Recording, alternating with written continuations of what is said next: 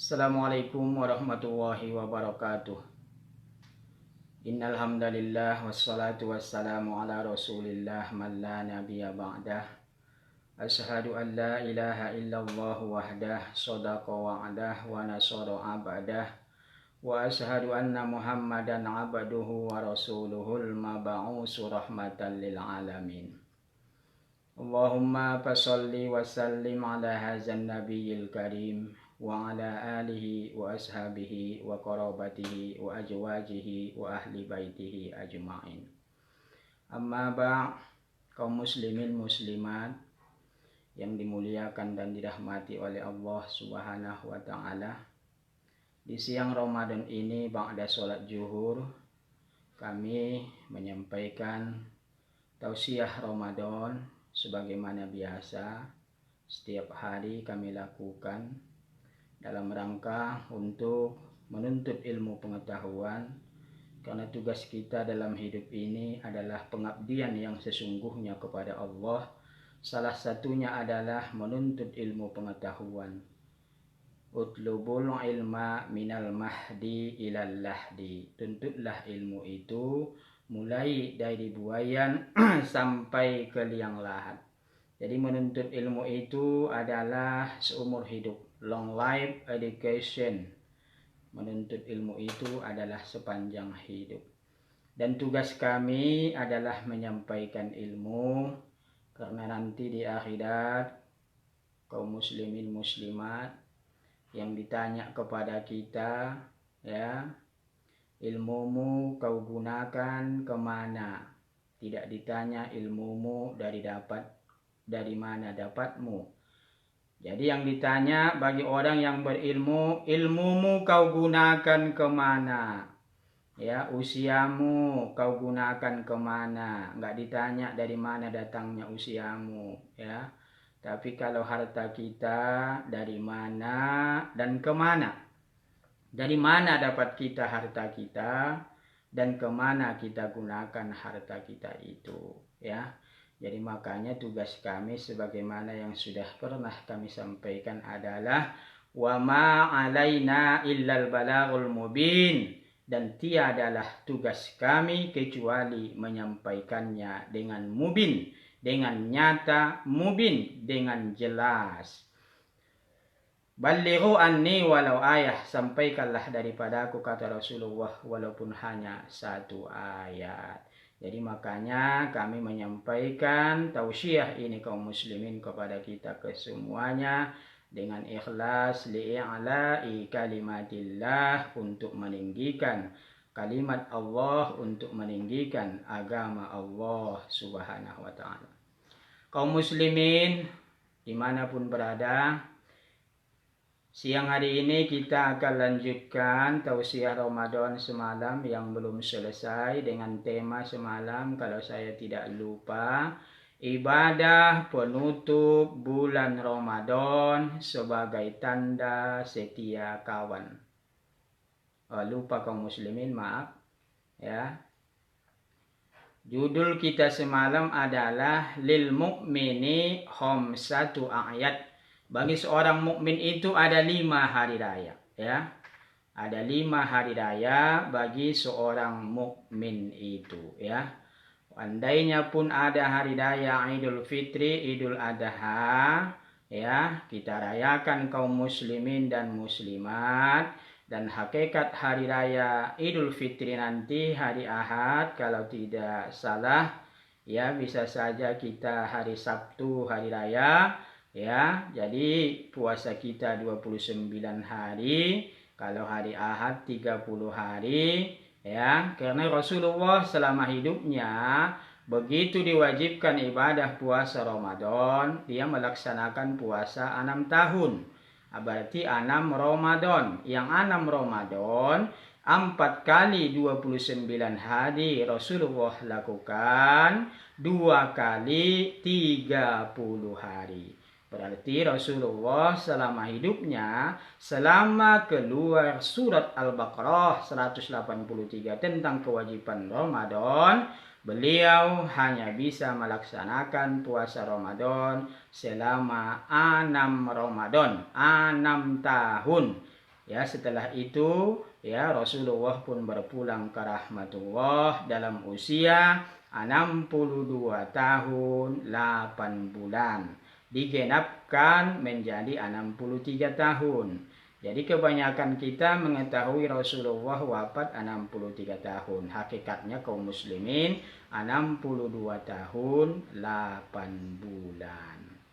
Kaum muslimin dan muslimat dimanapun kita berada, jadi kita lanjutkan. Semalam sudah saya sampaikan 3 poin. Yang pertama, hari raya bagi seorang mukmin itu hakikatnya adalah apabila dalam satu hari ini tidak ada dosa yang kita lakukan. Besok nggak ada dosa yang kita lakukan, artinya setiap hari-hari yang kita lalui dalam hidup kita ini tidak ada dosa yang kita lakukan, baik secara vertikal kepada Allah, juga secara horizontal kepada sesama manusia. Yang kedua, kita meninggalkan dunia yang singkat ini, yang fana ini, dalam keadaan beriman kepada Allah, atau dalam bahasa agama disebut husnul khotimah. Yang ketiga, apabila kita melewati jembatan Sirat, nanti di akhirat kita melewatinya ya dengan cepat seperti kilat yang menyambar, ya, artinya cepat sekali. Ya, walaupun yang kita lalui itu di bawah ada neraka, ya, yang kita lewati itu, Sirat itu, ya, lebih halus daripada rambut kita, lebih tajam daripada pedang, lebih panas daripada api. Walaupun demikian, ya, apabila kita mendapatkan hari raya yang sebenar-benar hari raya itu, maka kita akan melewati jembatan Sirat itu dengan aman, dengan cepat kita lewati kaum muslimin. Yang keempat kaum muslimin, ya, hari raya yang sebenar-benar hari raya itu adalah apabila kita masuk surga tanpa melalui proses hisab. Karena kita ini ada yang masuk surga, ada yang dimasukkan ke dalam surga, ada yang menjadi penduduk surga, ashabul jannah. Jadi kita ada 3 golongan kaum muslimin untuk memasuki surga. Yang pertama masuk surga. Yang kedua dimasukkan Allah ke dalam surga. Yang ketiga ashabul jannah, penduduk surga, keluarga surga, sahabat-sahabatnya surga.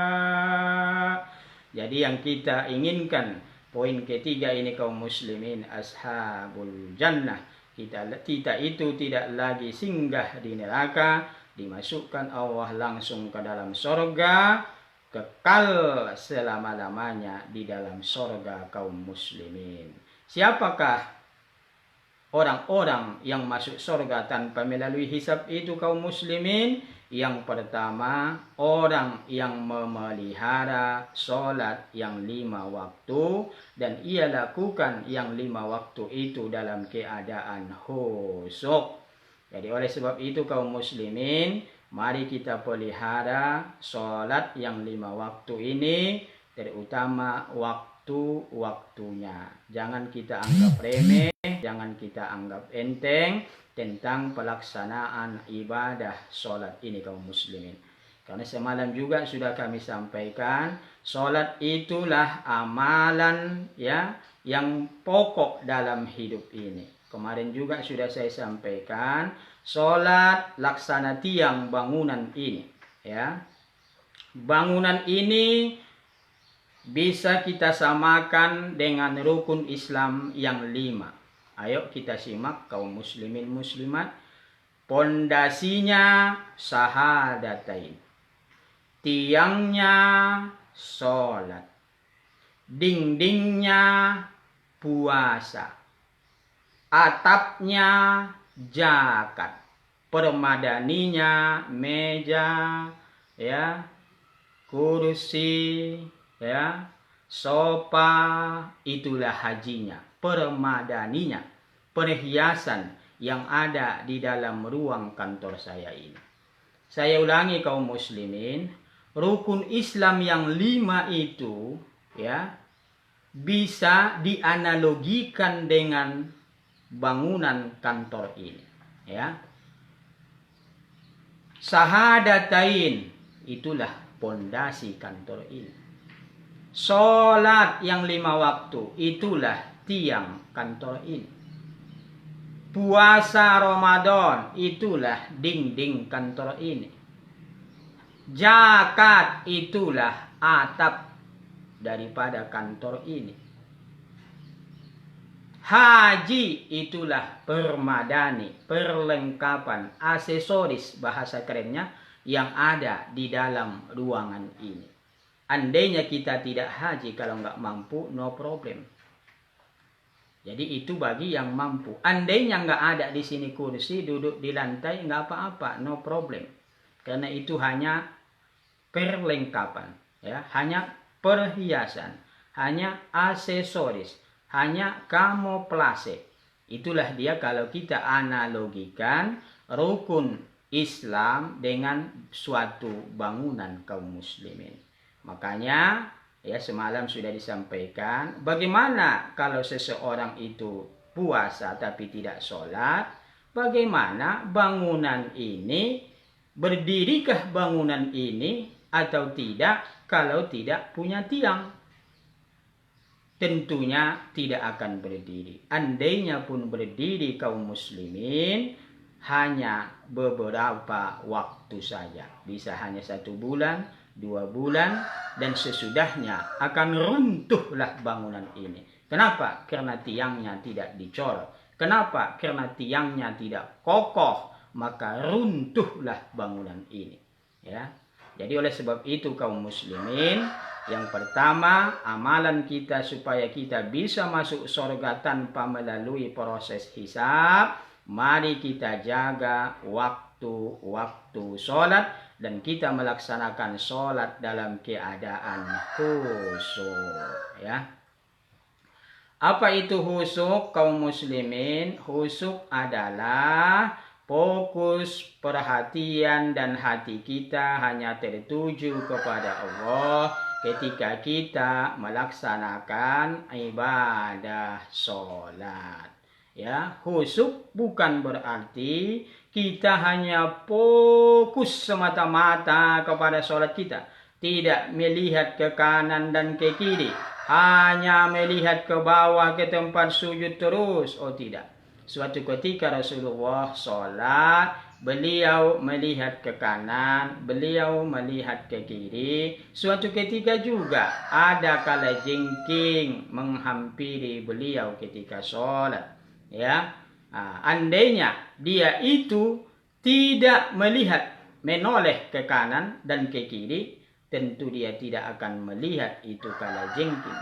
Jadi walaupun dalam pengertian khusyuk, tapi tetap kita itu punya perhatian, ya. Sama itu ketika Rasulullah Shallallahu Alaihi Wasallam sujud terakhir, karena biasanya Rasulullah sujud terakhir agak lama, sehingga pernah suatu ketika karena lamanya Rasulullah itu sujud, Siti Aisyah menghampiri Nabi, ia pegang belakang Nabi, ya, ia pegang, ya. Karena dipikir oleh Siti Aisyah, Rasulullah telah tiada karena lama kali Rasulullah sujudnya, ya. Padahal Rasulullah sujud itu selalu berdoa dan membaca bacaan yang sesuai dengan yang ia kehendaki, ya. Jadi dipegang oleh Siti Aisyah karena Siti Aisyah khawatir Rasulullah itu sudah tiada, ya. Ketika Rasulullah sudah selesai sholat, ditanya oleh Rasulullah, ya Aisyah, kenapa tadi? Saya pikir Rasulullah ya sudah tiada. Kok lama kali sujudnya? Ya, Rasulullah lama sujudnya, ya.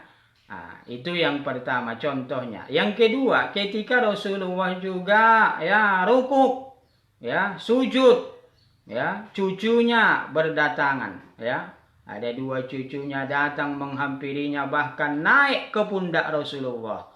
Ketika dia sujud itu lama dia sujud, ya, karena di pundaknya ada cucunya, sehingga beliau lama untuk sujud tersebut. Ya, itu menunjukkan khusyuk bukan berarti tidak ada perhatian kepada yang lain-lain, ya. Jadi menurut Imam Al-Ghazali, untuk mencapai khusyuk itu kaum muslimin, ya, tahapan yang harus kita lakukan. Kalau kita baca dalam kitabnya Ihya Ulumuddin, buah karya Imam Al-Ghazali, 1 tahapannya kata beliau hudurul qalbi. Hati ini tetap hadir kepada Allah Subhanahu wa taala ketika kita melaksanakan ibadah sholat, mulai takbir Allahu Akbar sampai salam assalamualaikum ke kanan dan assalamualaikum ke kiri. Selalu hudurul qalbi, hadir hati kita ini kepada Allah Subhanahu wa taala, ya. Itu yang pertama, tahapan yang harus kita lakukan kata beliau supaya khusyuk kita di dalam ibadah sholat tersebut, ya. Yang kedua, tahapan yang harus kita lakukan, ya, supaya kita khusyuk di dalam sholat adalah ta'zim, membesarkan Allah Subhanahu wa taala. Ada perasaan kita bahwa Allah lah yang paling besar di muka buminya ini. Makanya Umar bin Abdul Aziz ketika itu mau berangkat ke masjid sholat subuh, beliau sebelum masuk ke dalam masjid menatap ke langit. Ia lihat bintang, ia lihat bulan, ia lihat semua alam ini. Yang pasti ia tengoklah semua yang ada di langit ciptaan Allah tersebut. Apa gunanya untuk dia, Ustaz? Supaya takjim dia, supaya kagum dia, supaya heran dia, kagum dia atas ciptaan Allah Subhanahu wa taala. Setelah itu baru dia masuk ke dalam masjid supaya dia itu ketakjubannya tadi, ya, kepada langit yang ia lihat tersebut tergambarlah itu di dalam ibadah sholatnya. Jadi makanya kaum muslimin dan muslimat, ya, kita berupaya semaksimal mungkin supaya sholat kita menjadi sholat yang khusyuk, yang betul-betul fokus kepada pelaksanaan ibadah sholat. Kaum muslimin, kita lanjutkan. Kalau kita bicarakan nanti suatu saat, ya, karena Ramadan masih ada, akan saya sampaikan lagi tentang tahapan yang kita lakukan untuk mencapai, ya, sholat yang khusyuk versi Imam Al-Ghazali. Sekarang kita kembali ke tema yang kami sampaikan semalam, yaitu orang yang masuk surga tanpa dihisab itulah orang yang mendapatkan hari raya, orang yang mendapatkan kemenangan dan kebahagiaan yang sesungguhnya, ya.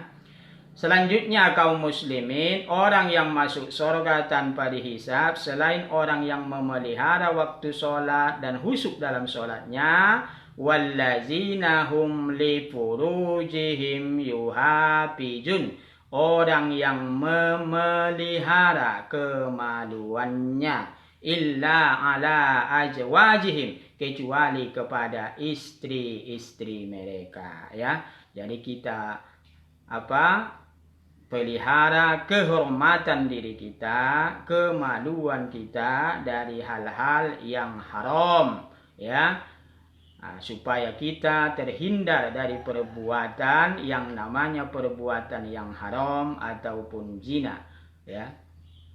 Selanjutnya kaum muslimin, orang yang menunaikan zakatnya, orang yang menunaikan janji-janjinya. Janji ada 2, 1 janji kepada Allah, 2 janji kepada sesama manusia. Semua itu wajib ditunaikan dan diselesaikan kaum muslimin dan muslimat. Janji kepada Allah. Apa itu Ustaz? Janji kepada Allah umpamanya ada wasiat kita, ya. Ada wasiat kita, ya. Itu termasuk adalah bagian dari janji kepada Allah, ya.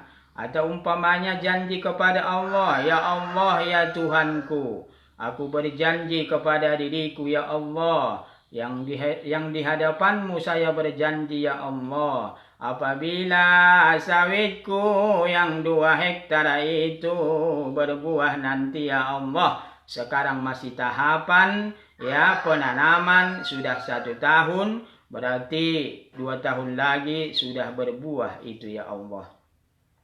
Andainya berbuah itu nanti ya Allah yang 2 hektar itu, maka saya berjanji ya Allah dengan niat yang ikhlas ya Allah, dengan ketulusan hatiku ya Allah, yang datang janjiku ini dari lubuk hatiku yang paling dalam ya Allah, akan kujuallah 1 hektar itu untuk berangkat aku menunaikan rukun Islam yang kelima, ibadah haji ya Allah, ya. Itulah janji si hamba tadi kepada kholiknya. Tapi begitu sawitnya sudah berbuah yang 2 hektar tadi, lupa dia kepada janjinya kepada Allah tersebut. Yang seperti itu banyak kemungkinan kita lakukan kaum muslimin. Kita berjanji kepada Allah Subhanahu wa ta'ala. Begitu tercapai yang kita maksud, kita lupa akan janji kita tersebut kaum muslimin. Demikian juga kepada manusia, sering kita mengumbar janji, sering kita berjanji, tapi sering pula kita mengingkari janjinya, ya. Kaum muslimin, itulah dia orang yang masuk surga tanpa melalui proses hisab. Ia langsung dimasukkan Allah ke dalam surga tanpa melalui perhitungan amal buruk dan amal baiknya. Yang kelima, yang terakhir kaum muslimin, hari raya yang sebenar-benar hari raya itu adalah bagi seorang mukmin apabila kita nanti berjumpa dengan Allah Subhanahu wa ta'ala. Itulah puncak hari raya. Itulah puncak kemenangan. Itulah puncak kesenangan dan kebahagiaan kaum muslimin. Faman kana yarju liqa'a rabbih falyamal amalan sholiha wala yusrik bi ibadati rabbih ada. Maka barang siapa di antara kita kaum muslimin dan muslimat yang mau yarju berjumpa, ya, liqa'a rabbih bertemu dengan Tuhannya, siapa yang berharap ya berjumpa dengan Tuhannya, yarju liqa'a rabbih berharap untuk berjumpa dengan Tuhannya, syaratnya ada 2. Yang pertama, falyamal amalan sholiha, maka hendaklah kita beramal soleh, hendaklah kita berbuat baik, hendaklah kita puasa Ramadan. Karena puasa Ramadan ini bagian amal soleh. Berarti siapa di antara kita yang tidak puasa, dia tidak beramal soleh. Siapa yang tidak tarawih, tidak beramal soleh. Siapa yang tidak sholat zuhur yang barusan ini, berarti dia tidak beramal soleh. Makanya kaum muslimin muslimat yang belum sholat zuhur, mana tahu tadi pulas tidurnya, hujan datang, belum sholat zuhur, ya segeralah sholat zuhur. Ya, karena itu bagian amal soleh. Amal soleh hakikatnya bukan hanya sholat, bukan hanya puasa, bukan hanya zakat, bukan hanya haji, bukan hanya sedekah, bukan hanya tarawih, bukan hanya sholat-sholat sunat. Amal soleh adalah setiap perbuatan yang kita lakukan tidak melanggar perintah Allah dan dia memberikan kemaslahatan bagi orang banyak. Karena tujuan daripada hukum Islam, maqasidut tasyrik ada 2 kaum muslimin, ya. Tujuan daripada hukum Islam, ya, maqasidut tasyrik, ya. Kalau ada bertambah saya mungkin lupa, karena ini saya pelajari dulu di semester 4 Fakultas Syariah IAIN Sumatera Utara. Ketika itu sekarang UIN, masih ingat saya maqasidut tasyrik, ya, kata Pak Maratua Simanjuntak, ya, beliau dah dosennya. Maqasidut tasyrik kata beliau 1, ya, maslahatul ummah, untuk kebaikan umat, ya. Kenapa kita sholat? Untuk kebaikan umat. Kalau kita pelajari secara mendetail, hakikat sholat itu memang untuk kebaikan kita dan kebaikan orang banyak. Kenapa kita puasa? Untuk kebaikan umat, maslahatul ummah. Kenapa kita sedekah? Untuk maslahatul ummah. Jadi maqasidut tasyrik, tujuan pembentukan hukum Islam itu yang pertama adalah maslahatul ummah. Kebaikan, kemaslahatan umat. Yang kedua, daf'ul fasad, menolak kemudaratan dan kejahatan, kejelekan, ya, menolak kebinasaan. Jadi itulah secara garis besar maqasidut tasyrik, maksud pembentukan hukum Islam. Ya, tujuan pembentukan hukum Islam yang pertama maslahatul ummah, yang kedua daf'ul fasad, untuk menolak ya kebinasaan. Nah, jadi makanya kaum muslimin muslimat itu tadi yang pertama ya, yaitu orang yang mau berjumpa dengan Allah syaratnya mal amalan solihah, maka hendaklah ia beramal soleh. Yang kedua, wala yusrik bi ibadati rabbihi ahada, dan jangan pernah kita menyekutukan Allah, mensyarikatkan Allah, menduakan Allah, mencari keyakinan selain kepada Allah, mencari pengaduan selain kepada Allah. Tidak boleh kita lakukan syirik. Ya, tidak boleh kita lakukan yang namanya persekutuan kepada selain Allah Subhanahu wa taala. Inna syirka la zulmun azim, sesungguhnya syirik itu suatu kejoliman, suatu aniaya yang sangat besar kaum muslimin. Jadi dua itu syaratnya kalau kita hendak liqa rabbih, mau berjumpa dengan Allah, dengan Tuhan kita. Yang pertama, ayo beramal soleh. Yang kedua, ayo menghindari syirik kaum muslimin. Itulah syaratnya kaum muslimin. Kaum muslimin dan muslimat dimanapun kita berada, kita sebentar lagi akan ditinggalkan oleh Ramadan. Moga-moga Allah mempertemukan lagi kita dengan Ramadan tahun besok, tahun 1442 Hijriah, supaya kita bisa memanfaatkan waktu-waktu kita, memanfaatkan usia kita ini untuk mendekatkan diri kepada Allah Subhanahu wa taala. Mari kita nanti berhari raya dengan sebaik-baiknya, beridul fitri dengan sebaik-baiknya, ya. Idul Fitri hakikatnya bukan pakaian baru, hari raya bukan pakaian baru, hari raya bukan mudik, hari raya bukan pulang kampung, hari raya bukan makanan serba lezat, hari raya bukan serba baru, ya. Hari raya adalah hakikatnya hati kita sudah bersih, diawali semua dengan bersih. Yang selama ini hati kita kotor, maka dibersihkan oleh Ramadan. Maka setelah nanti 1 Syawal kita bertemu, hati kita yang kotor tadi bersih. Mari kita awali kehidupan kita 11 bulan ke depan dengan kehidupan yang serba bersih. Hati kita hati yang bersih, mata kita mata yang bersih dari melihat yang tidak baik-baik, mulut kita menjadi mulut yang bersih ya dari ucapan yang tidak baik. Demikian juga telinga kita menjadi telinga yang bersih sampai 11 bulan yang akan datang, tidak mau mendengarkan ya kalimat-kalimat yang tidak baik, kalimat-kalimat fitnah, kalimat-kalimat hujatan dan lain sebagainya. Ya, demikian juga tangan kaki kita akan menjadi tangan yang bersih setelah kita nanti memasuki bulan Syawal atau 1 Syawal kaum muslimin, sehingga bersihlah kehidupan kita sampai Ramadan tahun besok kaum muslimin. Jadi jangan dikira kaum muslimin hari raya setelah kita boleh makan dan minum yang selama ini tidak boleh, lantas kita bebas sebebas-bebasnya kaum muslimin. Oh tidak. Janganlah seperti itu. Walaupun kita sudah boleh makan dan minum, tapi makan dan minumlah seadanya, ya. Oleh sebab itu kaum muslimin, mudah-mudahan ibadah Ramadan kita yang 1 bulan ini diberikan Allah keberkahan kepada kita dan diterimanya amal ibadah puasa kita. Puasa kita menjadi puasa yang mabrur, bukan puasa yang mardud. Amin ya rabbal alamin. Kaum muslimin muslimat, ini yang bisa kami sampaikan. Insyaallah besok dipertemukan Allah kita kembali dalam waktu dan gelombang yang kemungkinan berbeda. Wallahul muwaffiq ila aqwamit thoriq. Nasrum minallahi wa fathun qarib. Wassalamualaikum warahmatullahi wabarakatuh.